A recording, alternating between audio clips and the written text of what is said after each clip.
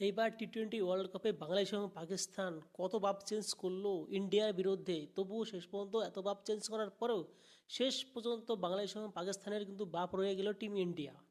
Team India একমাত্র বাপ পাকিস্তান এবং বাংলাদেশের, সেটা মানতে হবে। টিম ইন্ডিয়া কত বাপ চেঞ্জ করলো বাংলাদেশ এবং পাকিস্তান এই টি-20 শুরু হওয়ার আগের থেকেই, এবং শেষ ম্যাচ পর্যন্ত নিউজিল্যান্ডকে তাদের বাপ বানিয়েছিল পাকিস্তান এবং বাংলাদেশ।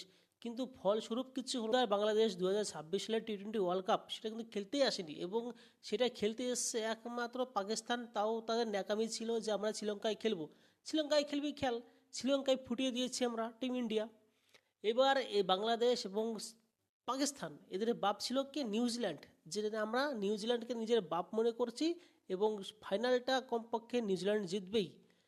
পাকিস্তান এবং বাংলাদেশ এরা তো বাপ চেঞ্জ করছে কেন?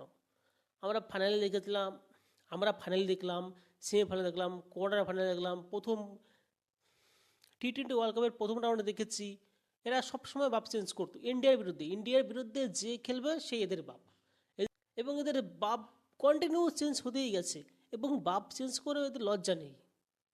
এবং সাউথ আফ্রিকার জন্য অবশ্যই খারাপ লাগছে, তারা কিন্তু এই ট্রফিটা ডিজার্ভ করতো। কিন্তু যেহেতু ইন্ডিয়ার প্রশ্ন, ইন্ডিয়া ব্যাটিং বোলিং ফিল্ডিং তিন দিকে কিন্তু টিম ইন্ডিয়া ফাইনাল ম্যাচে পুরো কাঁপিয়ে দিয়েছে পুরোপুরি টিম ইন্ডিয়া। 96, আপনি চিন্তা করতে পারছেন যে 96 রানে টিম ইন্ডিয়া জিতেছে। এবং ফাইনাল ম্যাচ এর আগে আমরা দেখেছি সেমিফাইনাল ম্যাচে মাত্র 7 রানে সাউথ আফ্রিকা হেরেছে।